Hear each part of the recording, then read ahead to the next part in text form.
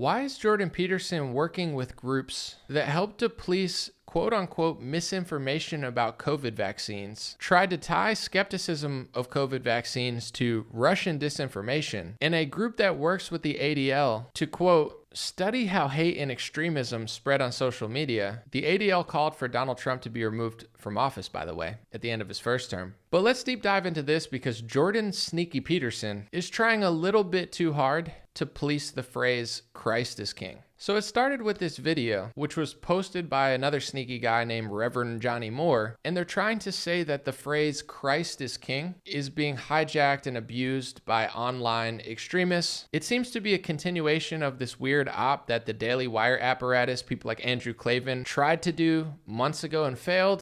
You know, when I did this, by the way, the priest who baptized me said, you know, Christians won't accept you. You'll still be a Jew. And I said, well, I am. That's my race. I'm a Jew. I'm proud of my race. It's a great race. It's done many, many great things, including write the Bible. And, you know, I am a Jew. But that hasn't happened at all. Christians have welcomed me with open arms, except this Christ the King anti-Semitic crowd. When you spit that phrase at Ben Shapiro, my friend Ben Shapiro, and you know, I understand this. All of you who love Ben, and I love Ben, and Jordan Peterson, you all want to see them find Jesus because you know what joy and freedom that gives you, and you certainly feel that it alters your relationship with God. But when I think about this, to be honest with you, you know, and I know some people will disagree with this, but life is not a game show where you guess the name of God and you get to go to heaven. Honk, you know, yes, the name is Jesus. I look at Ben's life and I think if Ben were to embrace Jesus Christ, it would cause devastation to his family, to the people who love him, to the people who listen to him, to his position in the world. I just have this feeling that God has put this guy where he wants him to do what he wants him to do. And as you know, I feel that, you know, the Jews were not abandoned by God. So now it seems to be a more professional, what I would consider, psyop. But what happens when it becomes a manipulation tactic designed to deceive Christians? Mentions of Christ as King have increased fivefold on platforms like X in just the past 4 years. At first glance, it would seem hopeful as people begin to reinvestigate faith in the face of increasing secularization and chaos in the world. But the NCRI, an organization at the forefront of monitoring deep trends in data, observed a striking and nefarious development around the phrase Christ is King beginning in 2021. In 2024, more than 50% of all engagements around Christ is King posts were driven by extremist influencers. The word extremist gets used a lot, and many are understandably skeptical at its use. But we're talking about people like this. I used sex as a tool to make women love me so they'd obey me and live in my house to make me money. Catholics and Christians were going missing on Passover, then they would find bodies, and they were able to trace them back to Jews. Blood libel. You'll notice that Jordan Peterson's name is on this. We'll get into that later. But he tweeted, and I'll say it in a Jordan Peterson voice, "The narcissists, hedonists, and psychopaths occupy the..." maybe I don't have a good Jordan Peterson voice. I'll just read it in a normal one. "The narcissists, hedonists, and psychopaths occupy the fringes wherever they can obtain power, and using God's name attempt to subvert the power of the divine to their own devices. A warning. Not everyone who says, 'Lord, Lord,' will enter the kingdom of heaven." Is Jordan Peterson going to enter the kingdom of heaven? I'm not a priest and I'm not God, but anytime he's asked about God, he seems to have the most subversive pseudo-intellectual answer I've ever heard. Well, the question, did that happen, begs the question, what do you mean by happen? Because when you are dealing with fundamental realities and you pose a question, you have to understand that the reality of the concepts of your question, when you're digging that deep, are just as questionable as what you're questioning. You know, so people say to me, do you believe in God? And I think, okay, there's a couple of mysteries in that question. What do you mean do? What do you mean you? What do you mean believe? And what do you mean God? And you say as the questioner, well, we already know what all those things mean, except belief in God. And I think, no, if we're going to get down to the fundamental brass tacks, we don't really know what any of those things mean. Well, it depends what you mean by the word God, and it depends what you mean by what. And if we're going to break into what, then we have to get into the W, the H, the A.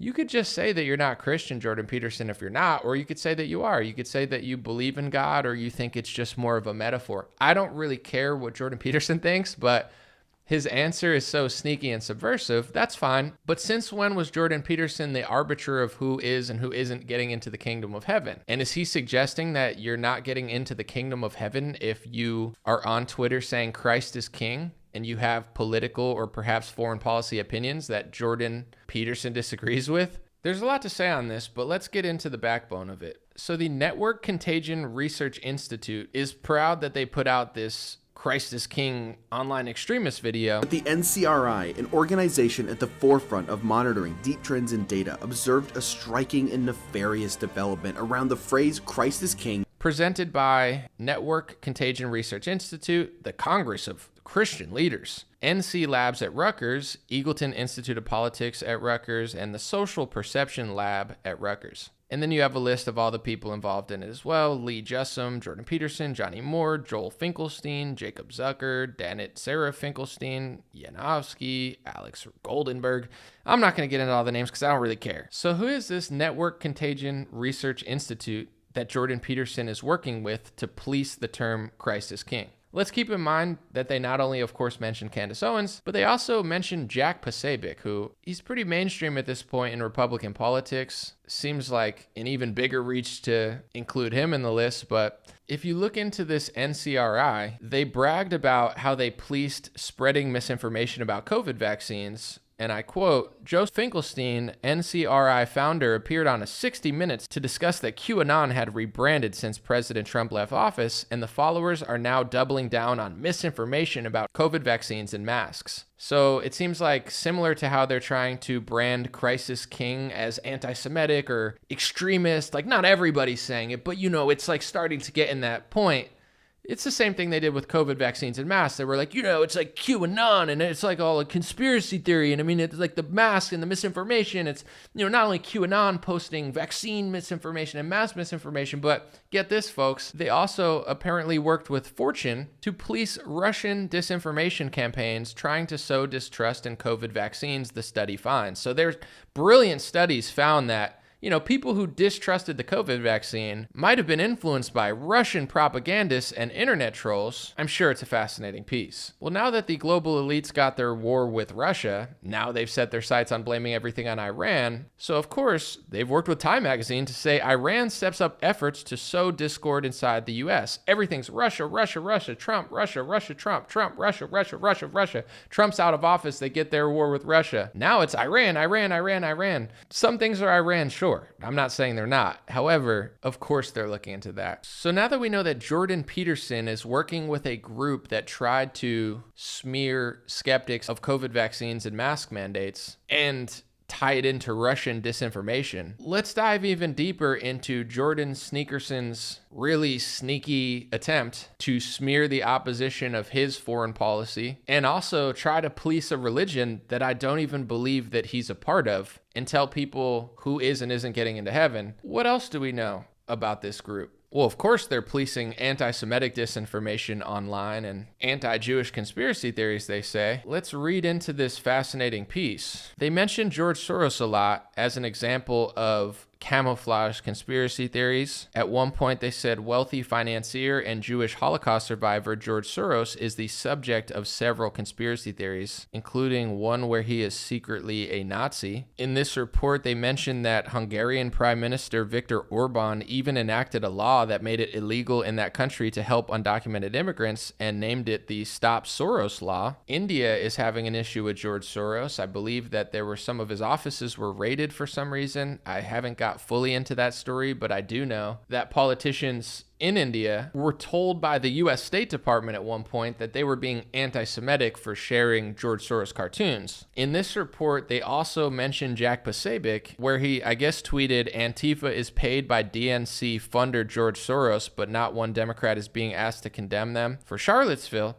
Most Republicans don't realize this because, of course, they're against anti-Semitism, and a lot of them support Israel, but they don't understand how that word is being used, what definition is being passed into legislation. I've mentioned it it several times, but also these groups that now Jordan Peterson's working with are gung-ho at smearing even Republicans and conservatives who mention George Soros in a way that they find distasteful. I guess these are the people that get to police misinformation and disinformation and hate speech. I mean, these darn QAnoners and their mask conspiracy theories. I didn't like wearing a mask, and when it's all said and done, even Ben Shapiro admitted that the government and Pfizer lied to us, but this group seemed to be pushing a narrative in that direction. But we now know that we were lied to by everyone. We were lied to by the scientists. We were lied to by Pfizer. We were lied to by the government. We were lied to by the Biden administration. We were lied to. I don't like being lied to. I don't know about you. And just to add to the list, in 2021, they put out a report or an article saying, tackling big tech, we need a new weapon to combat the virus of disinformation. Once again, Jordan Peterson is working with this group and putting his name on an op, attacking people who say Christ is king on Twitter and trying to police what he considers probably hateful or conspiratorial rhetoric. Not that it's even necessary to look further into this group's connections, because I could probably end this video here and get the point across, but also the Anti-Defamation League, or the ADL, has partnered with Network Contagion Research Institute to study how hate and extremism spreads on social media. The ADL at one point was in a conflict with Elon Musk, in which Elon Musk threatened to sue them over lost X revenue because he was claiming that they were starting a boycott against X because X seemed to be doing a better job of applying the First Amendment to their website and not caving to all of the ADL's demands or what they might want. The ADL also called to remove President Trump from office, either by means afforded by the U.S. Constitution or through his own resignation, probably over January 6th. And one thing that I find very strange is that Republicans always try to write it off as if ADL is just a left-wing organization or a progressive interest group. Listen to Ben Shapiro here. Elon Musk is now at war with the Anti-Defamation League. So let's be clear about the Anti-Defamation League. It is a progressive interest group that proclaims that it is speaking in the name of Jewish causes. That is untrue. It is just a progressive interest group. That's all. I mean, do they have a left-wing skew? Sure.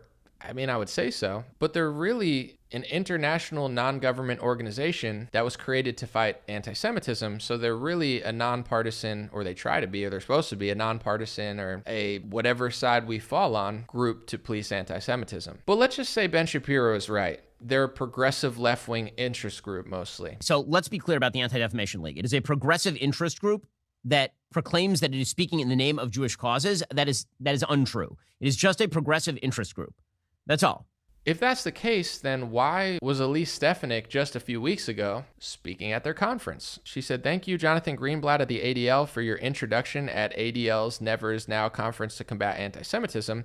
I'm committed to bringing strong America First peace through strength, moral leadership to combat the rampant anti-Semitism in the United Nations and return it to its founding mission of international peace and security." Okay? If they're a progressive interest group who was smearing libs of TikTok, who just so happened to be a conservative Jewish woman on Twitter, she said she was getting viciously smeared by the ADL, and she tweeted about it several times, like, they're coming after me, they're attacking me. Eventually they came to terms and they removed her from their extremist glossary. And then libs of TikTok, who was just claiming that the ADL was going after her, instructed students in California to report to the ADL if they were experiencing some sort of anti-Semitism. So once again, if they were a left-wing progressive group who did want Donald Trump to leave office before his term ended the first time, why is Elise Stefanik working with them? Why is libs of TikTok telling people to report to them? It's all just a little bit strange. So let's be clear about the Anti-Defamation League. It is a progressive interest group that proclaims that it is speaking in the name of Jewish causes. That is untrue. It is just a progressive interest group.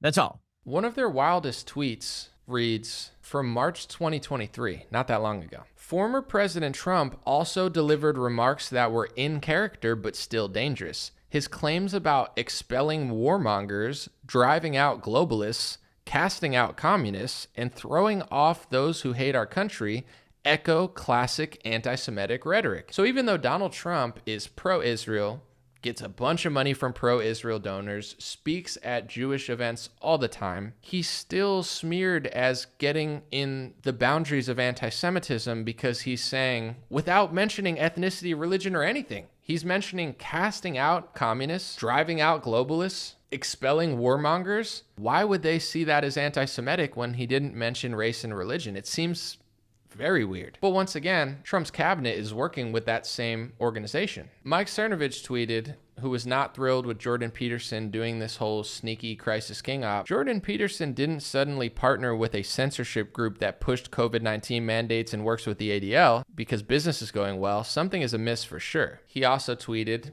as I mentioned earlier, there is also a big pharma angle, COVID-19 vaccine pushers. This is wild. Jordan Peterson has partnered with a group that wants to censor vaccine skeptics. When Candace mocked the fact that they were doing another Crisis King smear, which involved her, Jordan Peterson responded, Candace Owens, a true pharisaical pretender. Talking about the Pharisees, I guess. She vociferously proclaims her devotion to Christ for no other reason than to elevate her perceived status. Her outrage is designed not to shout truth from the rooftops, build bridges, or make peace, but to subvert Christianity itself with its new force to her own purposes. She's literally using God's name in vain. There are few more unforgivable sins. Once again, does this guy even believe in God? Is he a Christian? What do you mean do?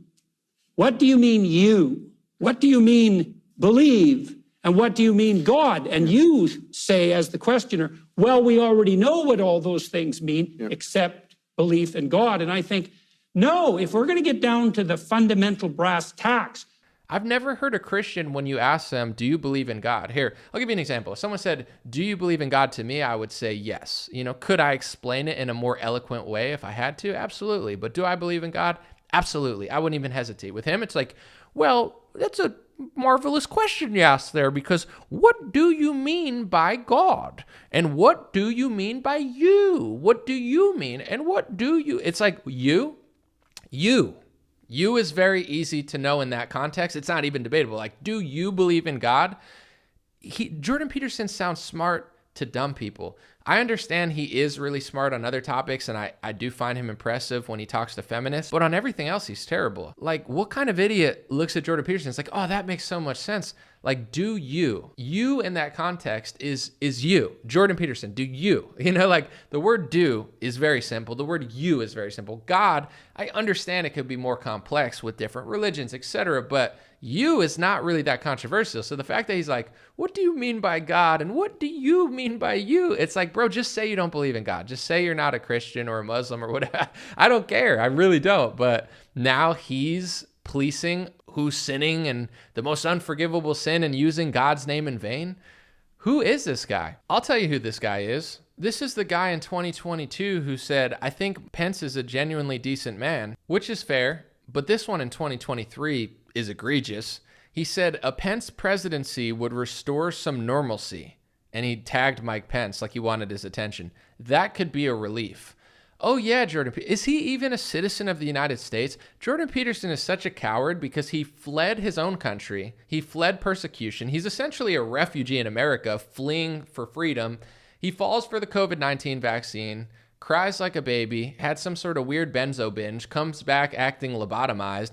Then he gets to America and undermines the country he just got to by trying to use his influence to tell people that Mike Pence would be a return to normalcy. What type of normalcy are you talking about? Are you talking about the Canadian normalcy that you fled? Are you talking about the uniparty normalcy that even Trump supporters don't even want? Like, nobody would vote for Mike Pence because we're so tired of that. He gets here, he says that, he's smearing good Americans with this organization that's sus. He fell for anti-Second Amendment propaganda from Matthew McConaughey, and he's like, oh, that's it. It's like, of course you fall for it, Canadian. And I'm not dissing every Canadian. I like Canada, and I appreciate a lot of people there. But if you're going to come to America, maybe don't undermine our country and figure out our politics, our First Amendment, our Second Amendment. Our First Amendment wouldn't appreciate Jordan Sneakerson running around with these organizations that were trying to police misinformation and disinformation about COVID vaccines and masks.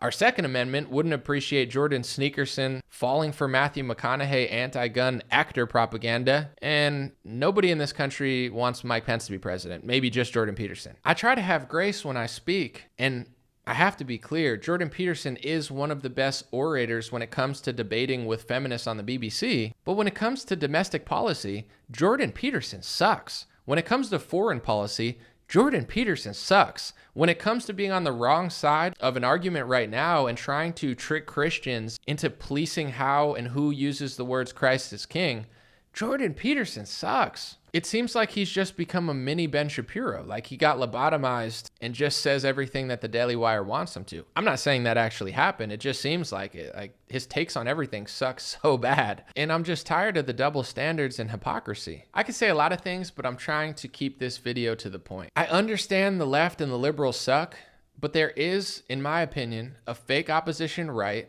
who's trying to hatch this idea that we need to police Christ as King. And it's not a coincidence that they're working with people who are policing quote unquote Russian disinformation and trying to make people think that vaccine skeptics had something to do with Russia. It's not a coincidence that somebody that was policing vaccine rhetoric and anti-mask rhetoric is working with Jordan Peterson to go after people like Candace Owens and the words Christ is King. It's not a coincidence that he falls for anti-Second Amendment propaganda.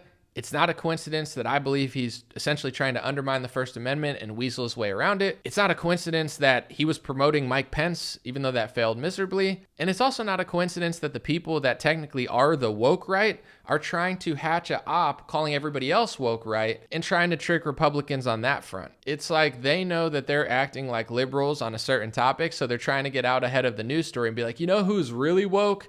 Tucker Carlson, Candace Owens. Why don't you debate them? Tucker Carlson loves talking to people. He even said with Dan Crenshaw, Dan Crenshaw essentially threatened him, it sounded like to me. And Tucker Carlson's like, come on my show. Candace Owens is a lot of things, but one thing she's not is afraid to debate.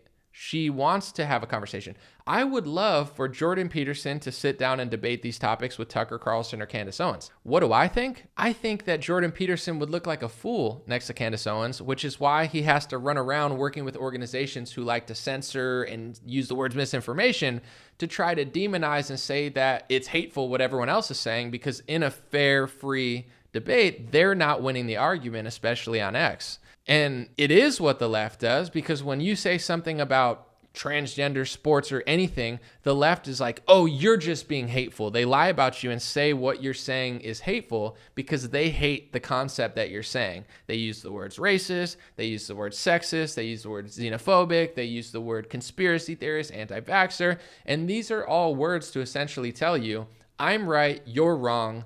I'm better, you're worse, I'm good, you're bad, and I don't even really have to explain myself why, because that's just the way it is, and you basically need to be censored for misinformation, disinformation, and I need to be promoted while the algorithm shuts you down because that's just the way it is. That's what the left has done for 5 years. Now the right is doing that with the word anti-Semitism. They don't want to have a debate about this conversation. They just want to freak out on Twitter because they're getting ratioed on every comment. But here's what I have to say to the Jordan Petersons of the world. You debating your concepts with someone like Candace Owens, it doesn't have to be Candace, I don't care, but somebody that you're upset at, you debating these concepts would be more interesting than you working with organizations that are known to police speech and work with groups that don't even like Republicans and then freak out on Twitter all the time. Like, and I know that you seem to be losing the public discourse debate on some of these topics. And in your head, it's all hate and it's all bad and everybody's bad that disagrees with me. Are there some bad people on Twitter? Of course. But it's like Jordan Peterson keeps digging a hole further and further, losing more and more, ticking off more and more conservative people. And I'm just trying to be honest about why it's happening. Sit down and have a conversation with somebody about it. Don't just run around and try to police a religion and a God that you probably don't even believe in. Maybe you do, but all evidence is pointing towards you don't even believe in it. As a refugee in America, it's not really Jordan Peterson's place to weigh in on our politics and do such a bad job. It would be like if I escaped to a country that had more freedom and liberty. Let's just say during the COVID lockdowns, I escaped to a country that didn't have lockdowns, and then I get to Sweden, which seemed to be a little bit more open than America. And I started writing articles and doing interviews on television being like, yeah, this is why we should lock down more like America. Isn't that annoying? I'm not saying it's illegal that Jordan Peterson's doing it. It's just annoying. He's undermining America. He's a bad refugee. I don't want to make comparisons, but I feel like he's as destructive as a refugee or a wannabe immigrant in America as some of the people on college campuses. And I know there's some bad eggs there too, but to me, Jordan Peterson's just as annoying and undermining America just as much by trying to weaken our Republican Party and use safe space Canadian type tactics, which didn't work in his own country, which is why he had to flee here or wanted to. Let me know what you think in the comment section. God bless you. And another weird op completely failed from the increasingly fake right. Have a beautiful day. I appreciate your consideration.